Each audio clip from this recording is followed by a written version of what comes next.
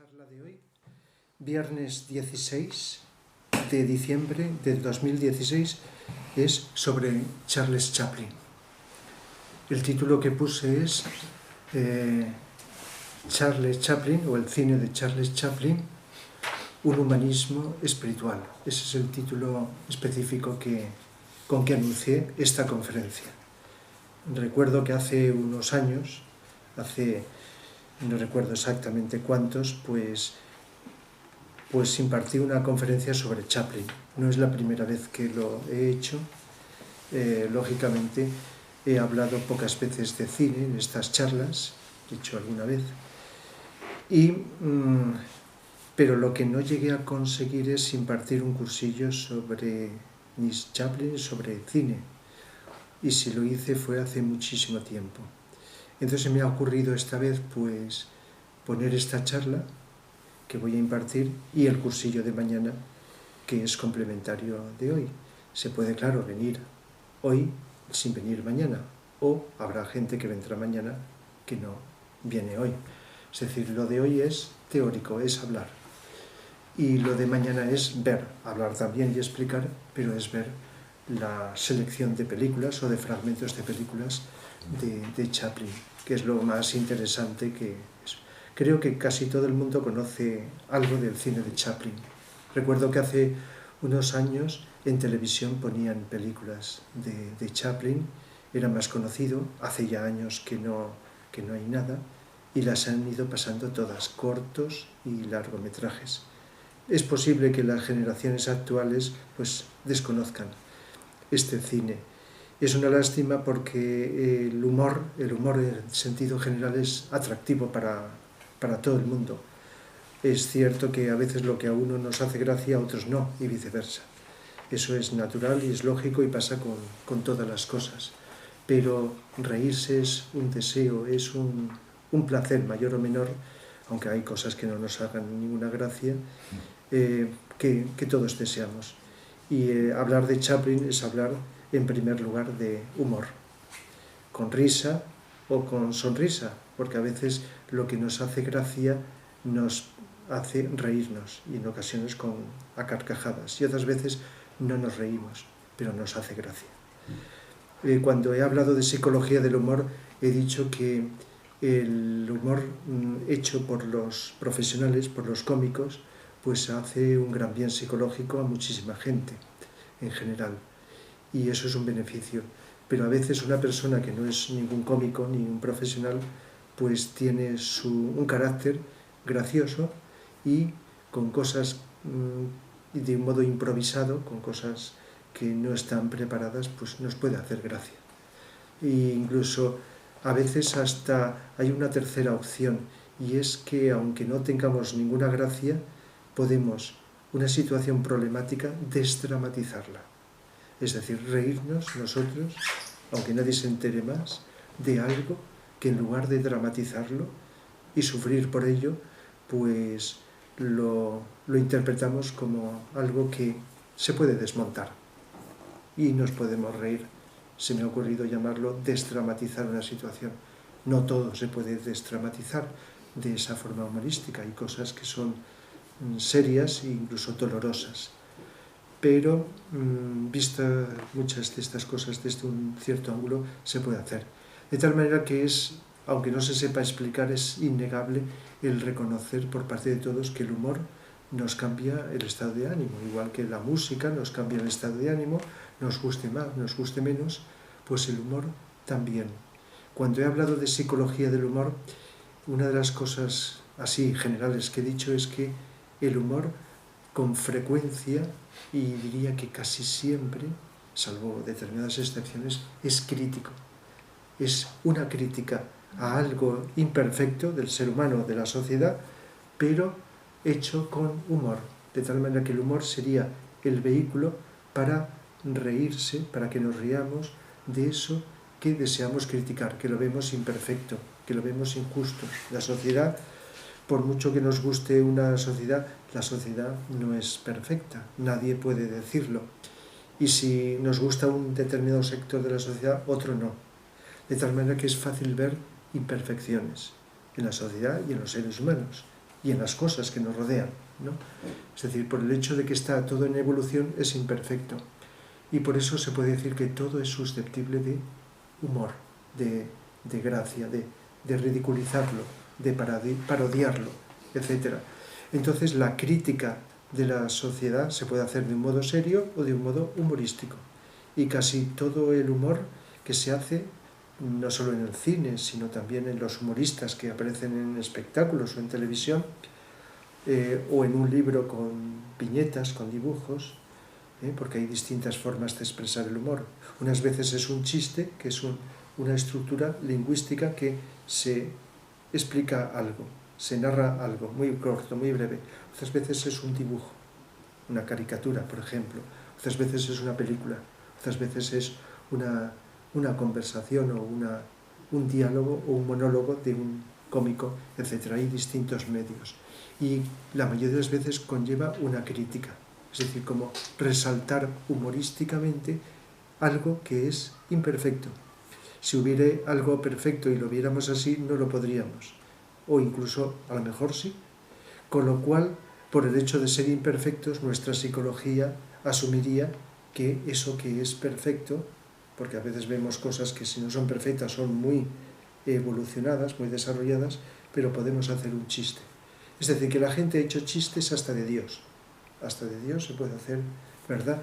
Como sabéis, chistes. Entonces, el humor psicológicamente relaja.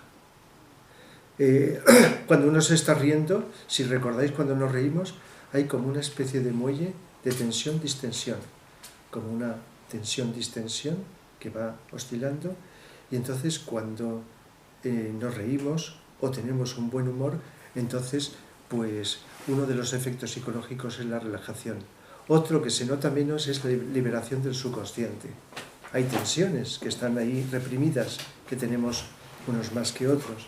Entonces, con la gracia hay como una especie de liberación, entre comillas, o como una especie de suavización de esa tensión que tenemos precisamente por la inhibición o represión.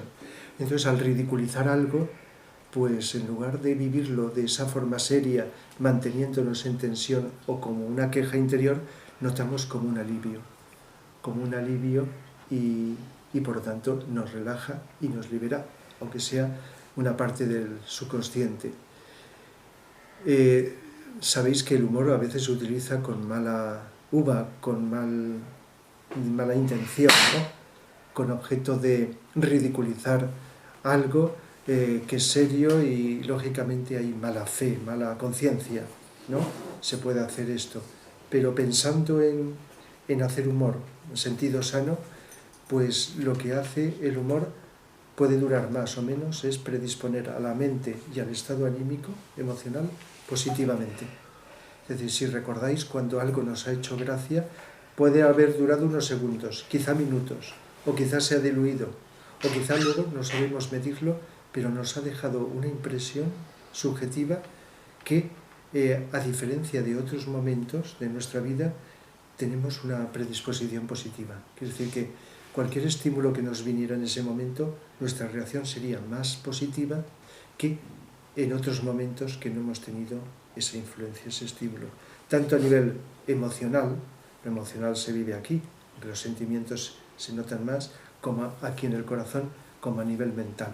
Por lo tanto, el humor, bien entendido, y no como algo esporádico, sino llevado moderadamente, nos puede predisponer hacia una visión positiva de la vida, lo cual no quita reconocer que hay mucho que cambiar, porque estamos en evolución y hay muchas cosas injustas y muchos desequilibrios y muchas cosas que no nos gustan, o que nos guste o no nos guste, son incorrectas o injustas.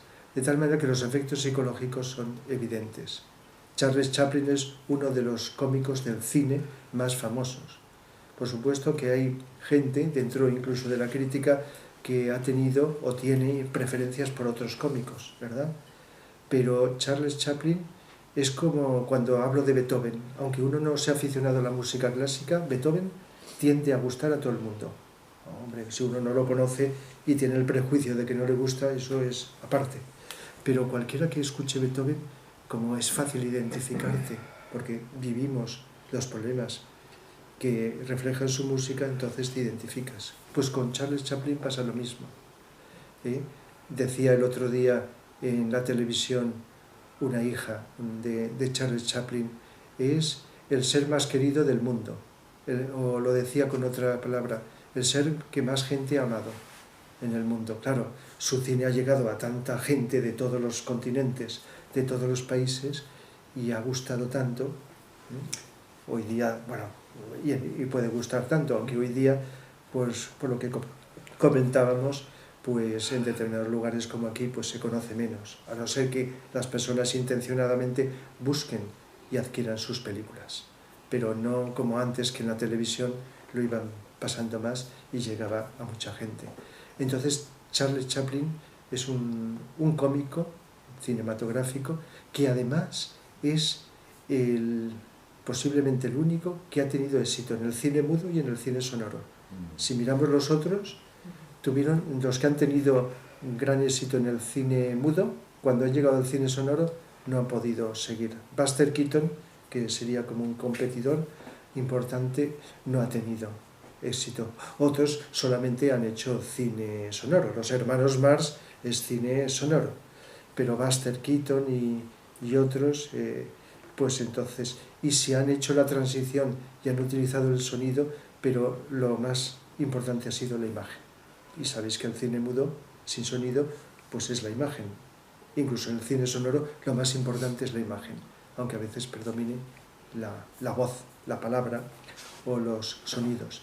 Y a veces el humor no solo es con la imagen, sino también con lo que se dice, ¿verdad? Cogemos el cine de Mario Moreno, de Cantinflas, entonces más que la imagen sería la palabra, las cosas que va diciendo. Esos son distintos estilos. Hay una evolución muy grande en el cine de Chaplin. Chaplin nació en Inglaterra, quedó huérfano, su madre se trastornó, fue internada y también murió temprano, fue internada en un sanatorio y luego emigró a Estados Unidos, de tal manera que es en Estados Unidos donde realizó el cine. Anteriormente, pues de pequeño, pues hacía también esas pantomimas con esa gracia que lógicamente tenía.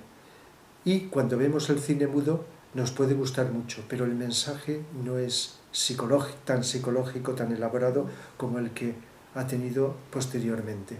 Es decir, que la mayoría de las películas de cine mudo, sin descartar que haya crítica, aunque sea una crítica muy elemental, muy simple, que se puede nombrar rápidamente, es como algo que se basa más en ese tipo de mecanismos humorísticos que consiste en la exageración, en los contrastes, en el absurdo, en las parodias, en llevar a extremos límites de exageración determinadas situaciones, la rebelión de los objetos, etcétera, etcétera.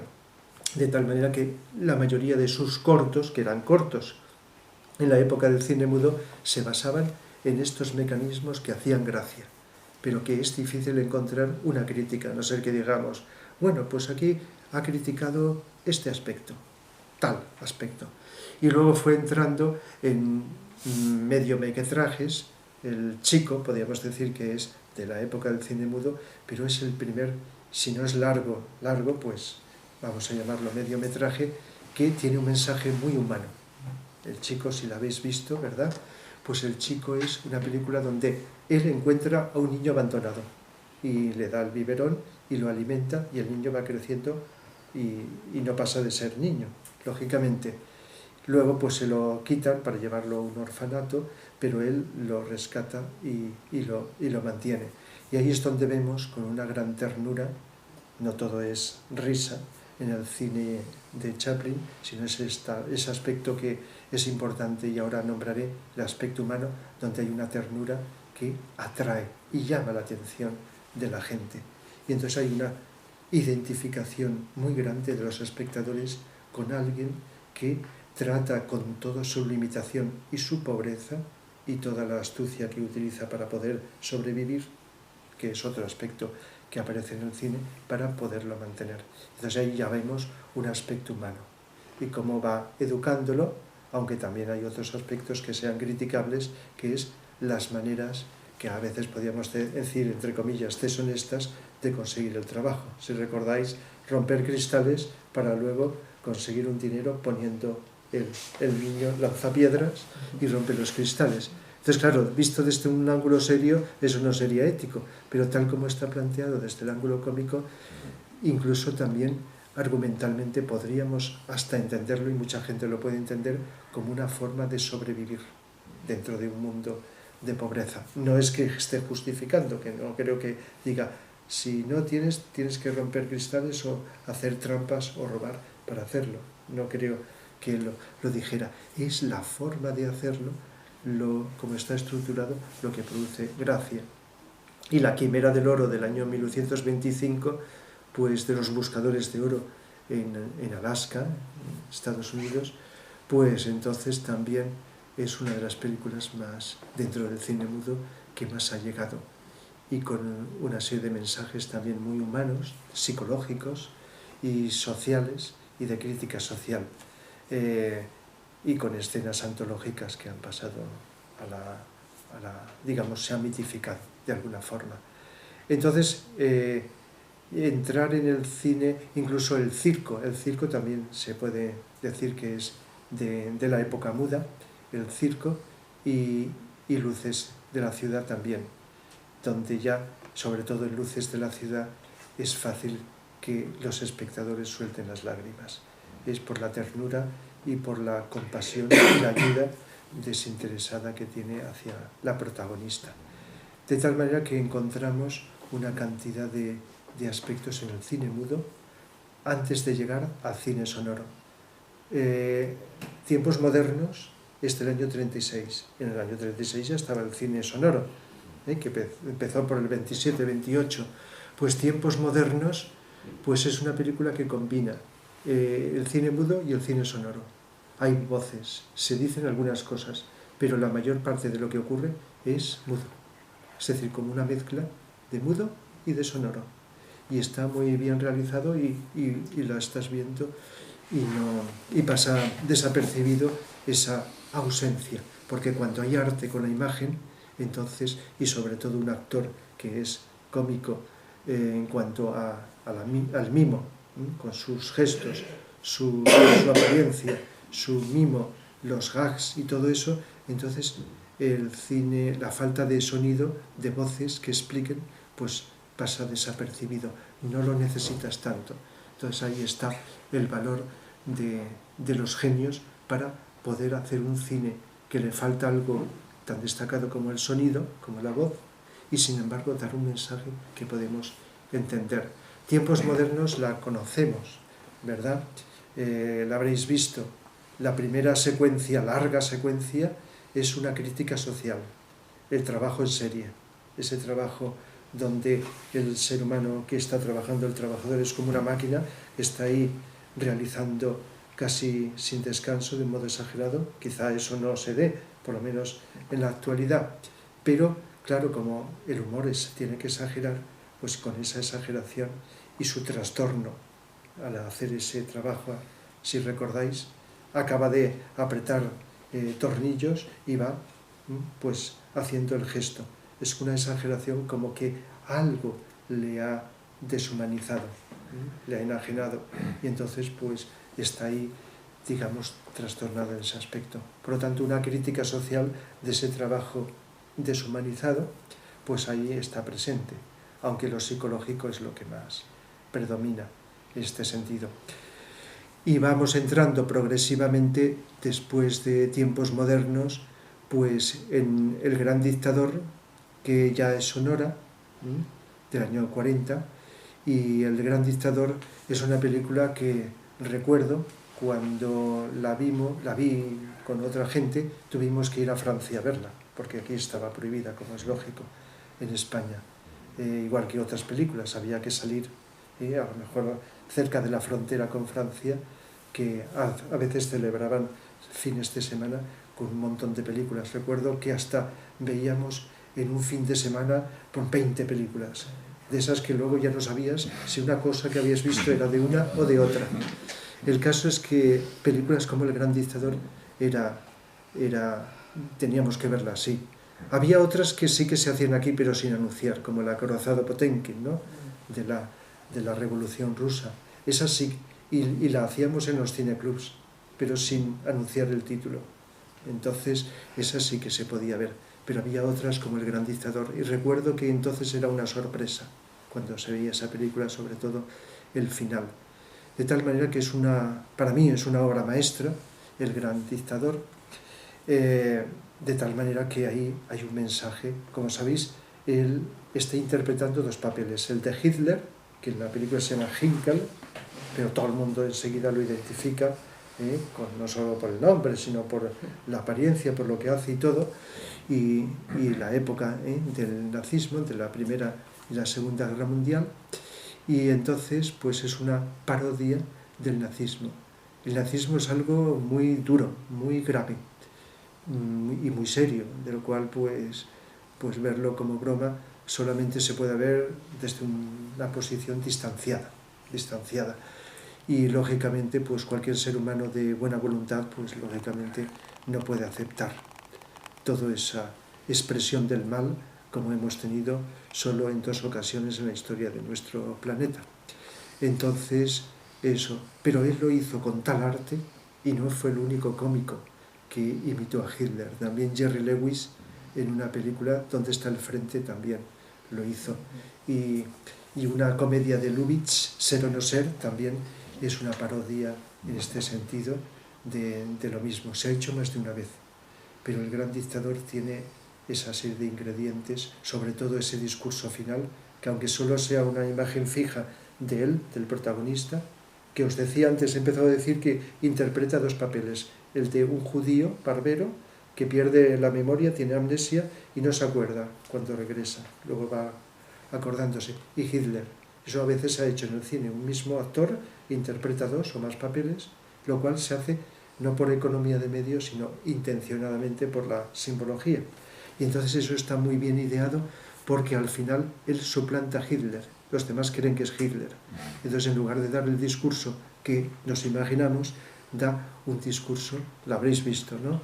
No obstante, como esto está grabándose para mucha gente que podrá escuchar y ver esta conferencia, pues va a ser inevitable que, si no todo, pues haga un resumen y os lea el discurso que hace al final. Y luego entra en un cine más actual, más moderno, del cual lo que más se destaca es, no todos los críticos han coincidido en lo mismo, yo la veo como una obra maestra, Candilejas. Es difícil salir sin lágrimas en los ojos de ver esa película, Candilejas. Candilejas, pues, es una película donde cuando escribí el libro sobre la depresión, pues puse un fragmento de Candilejas, un fragmento de lo que dice el protagonista Calvero para ayudar a salir de su depresión y de su pesimismo a la bailarina a la cual salva la vida porque se iba a suicidar, etc. Entonces la película es eso, pero hay un fragmento que a veces lo he puesto como especial, donde está, digamos, pues, y que lo tengo por aquí en algún sitio, en algún momento. No obstante, pues cuando escribí en el apartado que dediqué en el capítulo al cine, hay un apartado que es el cine cómico, y dentro del cine cómico comenté varios cómicos, porque el humor ayuda no siempre, pero a veces a salir de una depresión, de un estado de tristeza o de desánimo. Entonces, en el sentido positivo de que a veces, igual que tenemos una música en casa, que nos la podemos tener, coger un libro, pues es menos, pero seguro que hay gente que tiene una videoteca o una serie de películas que en un momento se puede poner. Y a veces puedes cambiar, no solo con música, sino viendo determinadas películas en un momento determinado, si sabes escoger para ese momento psicológico que llevas. Y ya adelanto algo que es importante, que no he dicho todavía, pero que aquí, cuando hablé de Charles Chaplin en unas pequeñas líneas, dije en los largometrajes Chico, El circo, La quimera del oro, Luces en la ciudad, Tiempos modernos, El gran dictador, Candilejas, etc., en donde el actor y el mensaje argumental son más humanos y afectivos, más que en los cortos anteriores, llevándose a su apogeo los nobles sentimientos de compasión y ayuda, de autosuperación, de libertad, de rechazo de las imposiciones externas y los convencionalismos sociales, de deseos y aspiraciones humanas universales, de autodefensa, habilidad y astucia para salir de las situaciones injustas como la pobreza, la debilidad, la inferioridad y sobre todo de esperanza en un mundo mejor. Pondremos el ejemplo del final de Tiempos modernos, pero que también en otras películas acaba igual, en donde la pareja protagonista, después de muchos fracasados intentos de integrarse en la sociedad, se dirige hacia el horizonte por una carretera sin destino definido, diciéndole él a ella: anímate, no te des nunca por vencida, nos las arreglaremos. Y pongo, este debiera ser un símbolo universal a imitar por tantos seres hundidos, desanimados o deprimidos por causas externas, como ya hemos explicado. Es decir, que de alguna forma, pues a veces el final ese de después de un fracaso, en lugar de hundirse en la frustración, él solo, o en este caso como pareja, seguir por una carretera y ahí se acaba, como diciéndonos: ha pasado todo eso, hemos perdido lo que ha sido, pero me he levantado, nos hemos levantado y seguimos adelante. De tal manera que eso es un proceso que se está realizando. Pero recuerdo, y lo tengo aquí, que al hablar de los distintos apartados, hay uno que es el cómico, pero también hay un apartado que pongo cine sentimental. Y ahí es donde comenté un poquito de Candilejas. Y puse, es una gran y famosa película que no incluimos en el apartado del humor porque queda en un plano secundario. Si la habéis visto, hay momentos de humor, pero son los menos.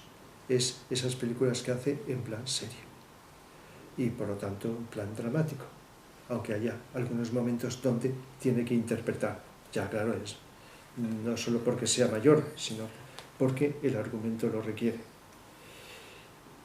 Y con respecto a la fuerza de los sentimientos y grandes valores humanos, presentes en todo el cine del autor, desplegados en toda ella, pero de forma muy diferente a como estamos acostumbrados a ver en el resto de su cine.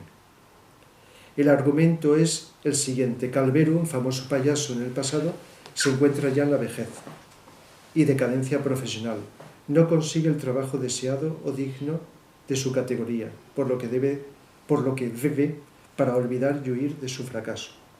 A pesar de ello, mantiene viva una esperanza, porque su fuerza interior no se ha agotado. Encuentra a una joven bailarina que ha intentado el suicidio y le ayuda a recuperarse. Aunque de un actor tan cómico como Chaplin es lógico que se deduzca momentos graciosos, el conjunto de la película es un drama que plantea unos dolorosos conflictos con su consiguiente resolución, incidiendo fácilmente en la sensibilidad de cualquier espectador, que no sea muy frío, y evocándole algunos sentimientos entre los que puede estar la compasión. Es un mensaje poco intelectual, se dirige más al corazón que a la mente. Pero no hemos de olvidar que según el grado de conciencia o estado psicológico del receptor, podrá despertarle la emocionalidad o aquellos valores humanos superiores antedichos que realmente esta obra contiene. Uno de esos valores es el ánimo a vivir y salir de cualquier problema o trampa en que nos encontremos, como se intenta estimular en este tratado sobre la depresión. Claro, todo lo que pongo aquí tiene que ver, lógicamente, con la depresión. Y como ejemplo directo de lo que venimos exponiendo, transcribiré literalmente lo que en una escena, que bien podría sintetizar el mensaje de la película, dice Calvero a la bailarina, cuando ésta le confiesa que está inválida para siempre y que no hay nada que valga la pena. Dice así, literalmente, Calvero. Pero, claro, no es lo mismo leerlo que cuando lo vemos a él con esa fuerza que está mostrando y cómo se está expresando en esa escena. Dice, la vida puede ser bella si no se la teme. Solo se necesita valor, imaginación. ¿Por qué vale la pena luchar? Por todo. La vida misma no es suficiente para vivirla, sufrirla, disfrutarla. He ahí una razón poderosa. La vida es preciosa, magnífica.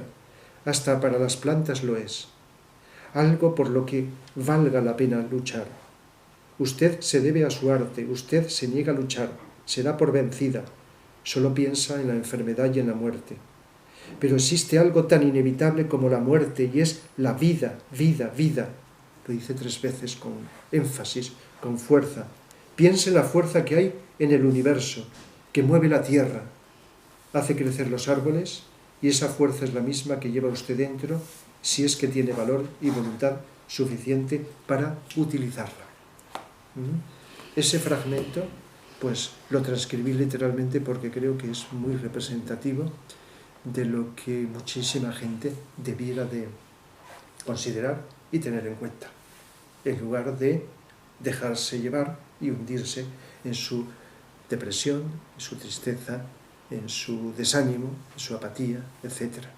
Y entonces posiblemente eso, no sé hasta qué punto habrá llegado a mucha gente, pero a veces un momento que puede durar muy poco de una película nos puede dejar un impacto mayor que el resto de toda la película.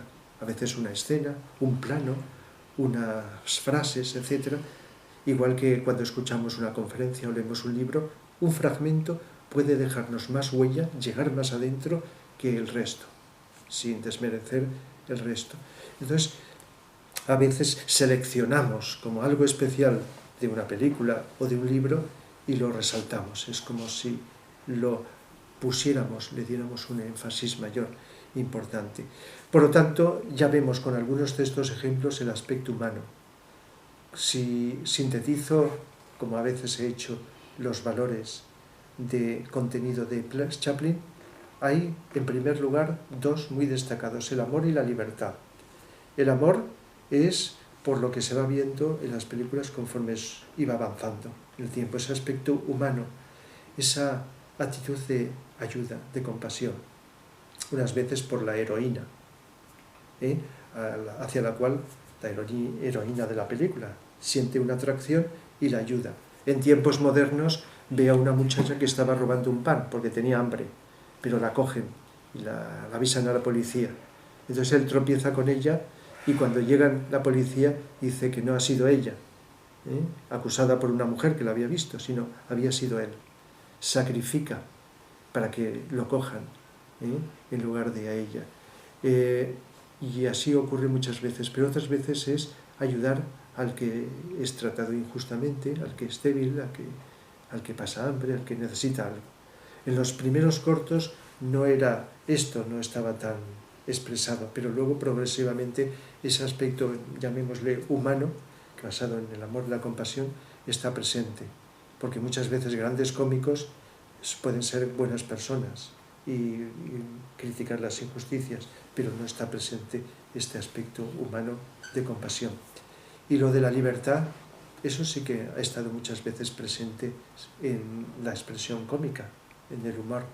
La libertad continuamente está, pues, hablando en términos abstractos, criticando o luchando contra los convencionalismos sociales, contra las estructuras sociales, contra las injusticias, contra ciertas ataduras. Entonces es un espíritu libre, igual que hemos hablado de otros grandes seres. El otro día lo decíamos de Beethoven, al hablar de Beethoven, que también en su música y también en su vida pues estaba ese aspecto de libertad, de independizarse de esas ataduras que los grandes, incluso genios de la música, tenían que sujetarse en aquella época. Pero él, igual que Mozart también, antes que él, pues empezaron a ir a buscar, incluso a rechazar a los mecenas, que eran los que necesitaban los artistas en determinadas épocas. El caso es que el amor y la libertad son 2 ingredientes, pero la crítica, como he dicho antes, también está muy presente. La crítica de injusticias sociales, que es una cosa muy frecuente en las críticas, sea del humor, a través del humor o de otras formas. La debilidad humana, esto es algo psicológico, Fijémonos que no se aparece como un ser perfecto, porque entonces no conectaría con la gente. La gente, no iba a decir la mayoría, todos somos imperfectos, ¿verdad?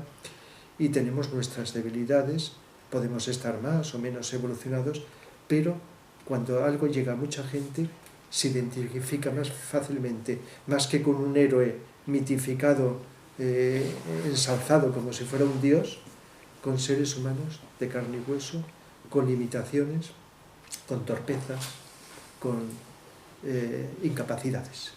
Entonces, eso también está expresado en sus personajes, con lo cual facilita el acercamiento y la sintonía y la comunicación con los espectadores. La sociedad que no es perfecta y, como a veces he dicho, pues la inadaptación, una expresión sería inadaptación social. Es decir, el chocar continuamente con la sociedad, no porque sea perfecta, sino una sociedad que es imperfecta, pero que no consigue adaptarse. Por un lado, porque la sociedad no lo permite y porque la debilidad o el estado psicológico tampoco. Entonces produce una inadaptabilidad que es como algo muy presente en su cine.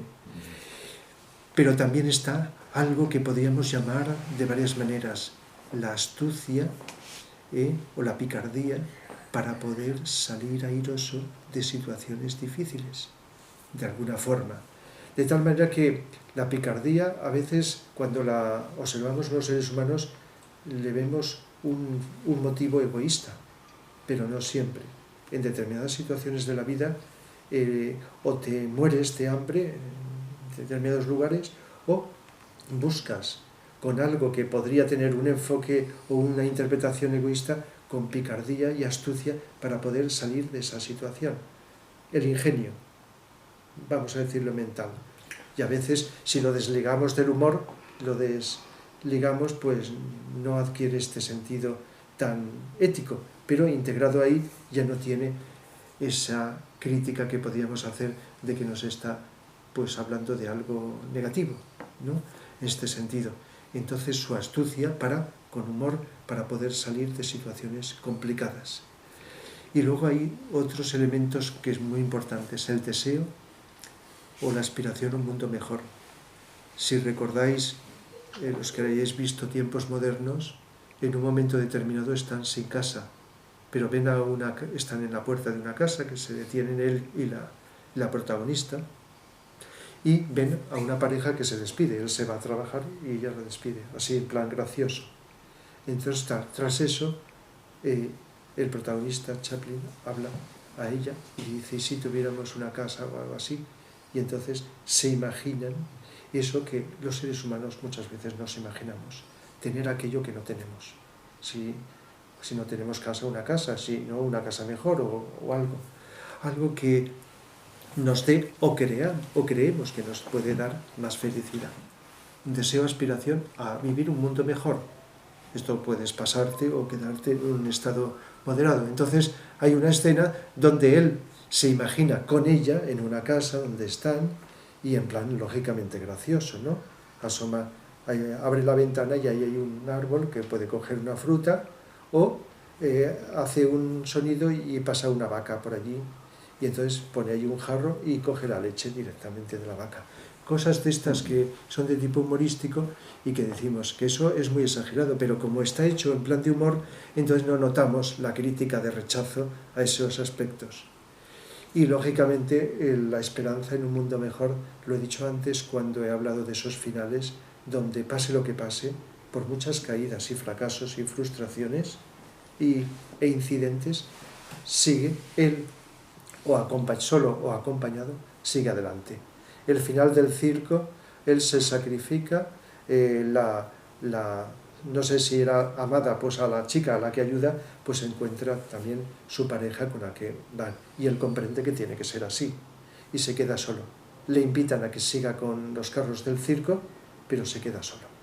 Ellos se van, y se queda un círculo en la arena, se queda allí. Pero no se queda ahí, sino sigue adelante. Podríamos verlo como un fracaso que nos hace sentir tristeza, qué lástima, no porque nos gustan los finales felices. Pero en algunas películas están y en otras no. tiempos modernos acaba así como hemos dicho. La quimera del oro acaba feliz, acaba millonario, junto con el amigo que encuentra pues, el oro, porque es una película sobre los buscadores de oro, y acaba millonario. Y a la chica, la heroína, pues consigue al final encontrarla. Está todo ingeniado para que acabe de esa forma. El circo también ayuda a la muchacha ciega y consigue que adquiera vista. Y entonces, ¿qué ocurre? Que él desaparece, porque ella lo conocía a él, pero no por la vista, sino por su humanidad, ya que le había conseguido que pudiera hacerse la operación. ¿Y qué ocurre? Que luego él ocasionalmente al final la encuentra, y entonces ella lo ve realmente. Primero no lo reconoce, como es lógico, pero luego ya lo reconoce. Y claro, ahí se acaba. Nos da a entender que acaba felizmente. ¿Y qué ocurre con Candilejas? Que ella, la bailarina, lo ama. Y él, pues seguramente también, pero comprende que tiene que sacrificarse porque no se ve, lógicamente, por la distancia en edad como compañero de ella. ¿Y qué ocurre al final? Que muere en Candilejas. Ahí es uno de los casos donde muere. No recuerdo así otro caso donde muere, con lo cual pues es otro tipo de salida del final de esto.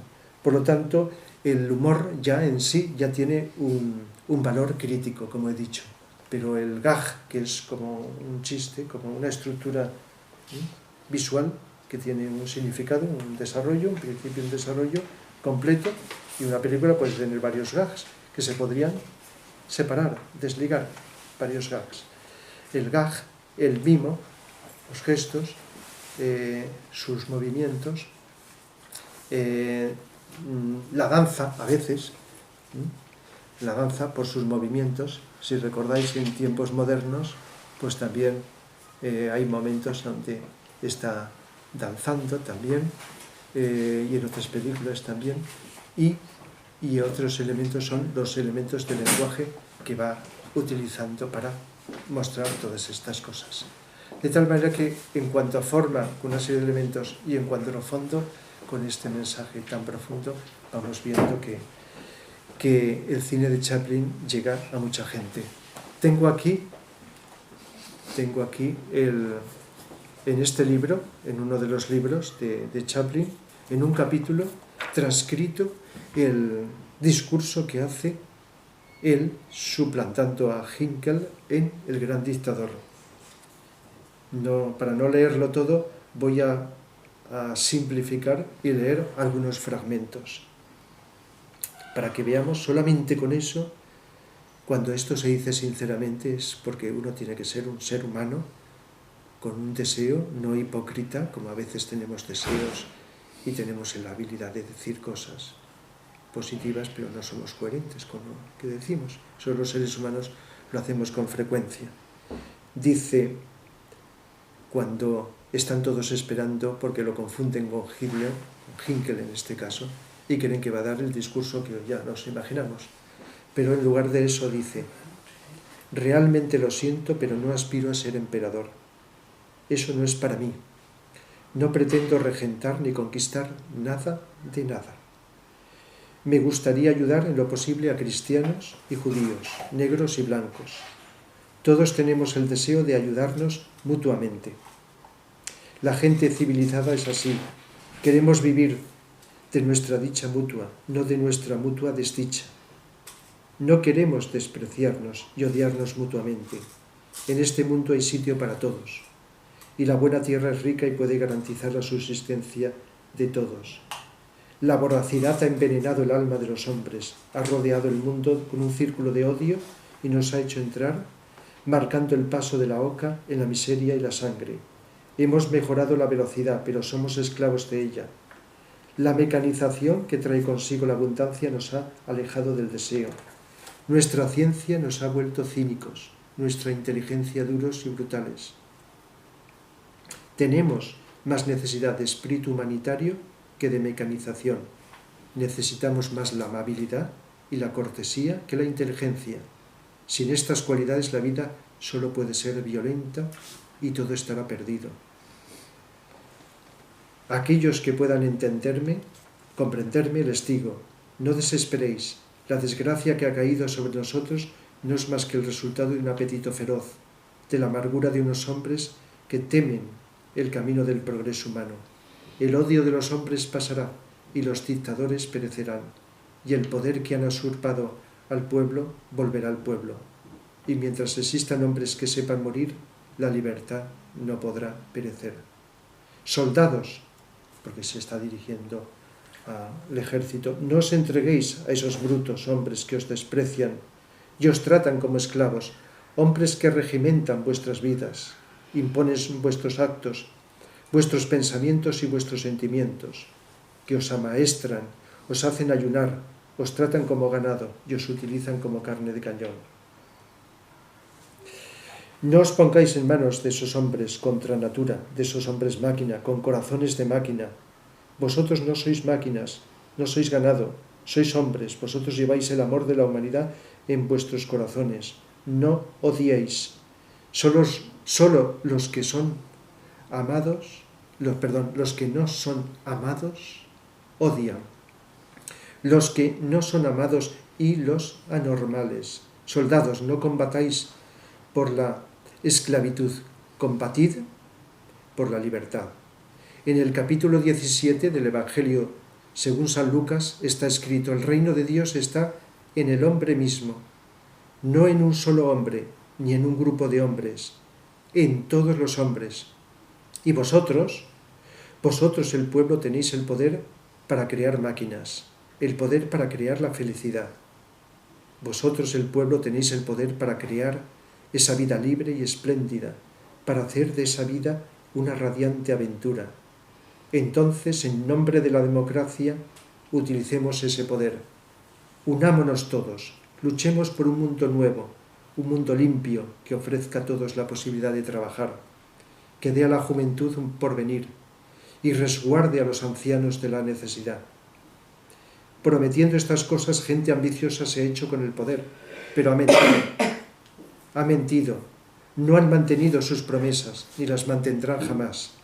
Los dictadores se han liberado, pero han domesticado al pueblo.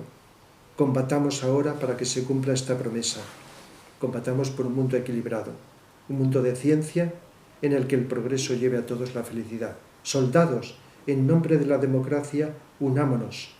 Y cuando acaba con esto, se oye como un clamor de mucha gente, como asintiendo, con lo cual consigue invertir el proceso y sublimar lo que tendría que ser dentro de una lógica de lo que ocurre, y entonces le da, mediante este elemento ficticio de suplantación, una sublimación. Y entonces hay un pequeño silencio después, antes de terminar la película. Y entonces la heroína, la compañera, Hannah, que se llama Hannah, que ha huido, ha tenido que huir con su familia, judíos, ¿verdad? Entonces le habla. Y ella está en otro sitio, escucha. Esto se hace en el cine como si estuviera escuchándolo directamente, todo lo que ha dicho. Dice: Hannah, ¿puedes oírme? Donde quiera que estés, mira a lo alto, Hannah. Las nubes se alejan. El sol está apareciendo. Vamos saliendo de las tinieblas a la luz. Caminamos hacia un mundo nuevo, un mundo de bondad, en el que los hombres se elevarán por encima del odio, de la ambición, de la brutalidad. Mira lo alto, Hannah. Al alma del hombre le han sido dadas alas y al fin está empezando a volar. Está volando hacia el arco iris, hacia la luz de la esperanza, hacia el futuro, en un glorioso futuro. Pertenece a ti, a mí, a todos. Mira lo alto, Hannah, mira a lo alto.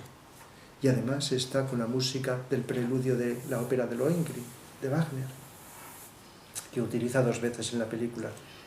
Y entonces acaba en silencio, solo con la música. Y Hannah, de pie, poniéndose de pie, mirando hacia lo alto, girando el rostro y luego volviéndolo a girar. Es difícil de explicar si no se ve, pero es de esas escenas que, aun desligándolas de la película, dejan una huella imperecedera. Y es un mensaje que se puede aplicar a distintas épocas, a distintas situaciones. Es un mensaje universal, como tantos mensajes que se nos han dado dentro de un contexto, pero que se podrían aplicar a distintas épocas, a distintos lugares, y que cualquier persona de buena voluntad se identifica con él en este sentido. Por lo tanto, pues amor, libertad, crítica, la debilidad psicológica humana, los convencionalismos sociales, los deseos de mejorar, de ser más feliz y la esperanza futura. Yo diría que con estas cosas está sintetizado lo mejor en cuanto a contenido. La técnica pues es algo más para explicar, aunque se puede decir, pues viendo las películas y diciendo, mira, con qué habilidad utiliza esto, cómo ha montado, cómo ha expresado, cómo ha resuelto esta situación. Y entonces vamos viendo una correlación, sobre todo en las películas más avanzadas, entre el fondo y la forma. La forma con los mecanismos del lenguaje que utiliza y el fondo, que es lo que quiere expresar a través de ello.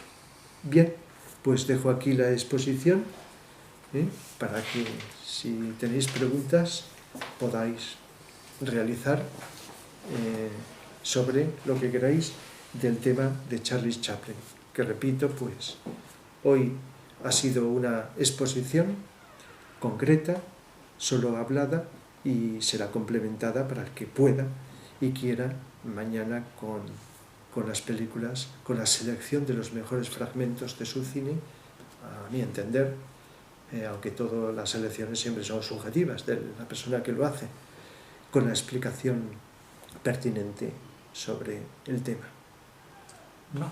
Chaplin era muy perfeccionista a la hora de grabar. Sí. Que grababa 100 veces una escena. Sí, como muchos artistas, sí, muy perfeccionista. Y a veces ha habido cineastas, si hablamos de cine, que lo han sido, y grabar una vez, y otra vez, y otra vez. Sí. Habría que estar dentro del cine y saber eso, pero sí, tengo entendido que es como Orson Welles también se me está viniendo a la memoria, bueno, Orson Welles que grababa y volvía hasta conseguir un perfeccionismo. Tiene sus ventajas y también tiene sus inconvenientes, ¿no? Depende hasta dónde llegue. Pero sí que recuerdo haber leído de esto y en los documentales de que buscaba. Y a veces, pues, como los gags no te vienen, tienen que venir por inspiración, que es una cosa interesante, no es una cosa mecánica, y a veces la inspiración en el artista y los gags pueden ser, es parte del arte, tienes que esperar a que te venga. Y a veces pasa el tiempo y no venía la inspiración. No quiero decir que sea el único, pero que tenía que estar esperando el momento oportuno donde viniera la inspiración y lanzar eso, que muchas veces, como le pasa a todo ser creativo, no en cualquier momento está igualmente inspirado para acertar en su expresión, en dar esa expresión creativa, ingeniosa. Entonces, pues también tengo entendido que muchas veces pues tenía que pasar el tiempo y probar y no venía. Y eso le pasa pues a todo creador. No hay nadie que diga, en cualquier momento que se ponga ya está llegando la inspiración creativa. Bueno, pues bien. También se me ocurre, es muy curioso, en la escena de el chico cuando sueña con los ángeles y la tentación también la tentación del demonio. Sí. Está con los ángeles. El chico, al final el chico, en un momento determinado, él sueña, se queda dormido y sueña que está, pues eso, como si fuera en el paraíso, donde los personajes, claro, en el cine tienen que sacar humanos, van con alas, como si fueran ángeles.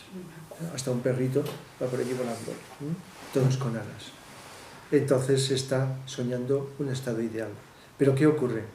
Que está tan ingenioso ese momento en el que todos están felices, contentos, una chica que en un momento le tienta, pues su novio, mientras no está eso, pues acepta que, digamos, flirtee con él, etc. Pero aparece alguien vestido de diablo y le sopla al oído, primero que lo tiente a él, y lo tienta. El novio llega y como está en la inocencia, no, pero otro diablo le sopla al oído algo al novio y enseguida le entran los celos. Los celos. Y entonces pues aparecen los celos y se pelean. En este sentido. Está muy ingenioso lo de que están como en un paraíso, el que estaba en la puerta se queda dormido y entonces los diablos entran y entonces ya van tentando y van promoviendo los celos. En ese sentido, una forma de expresar algo que es muy amplio y muy profundo, pero de esa manera así curiosa y graciosa. Sí. Eso es al final de...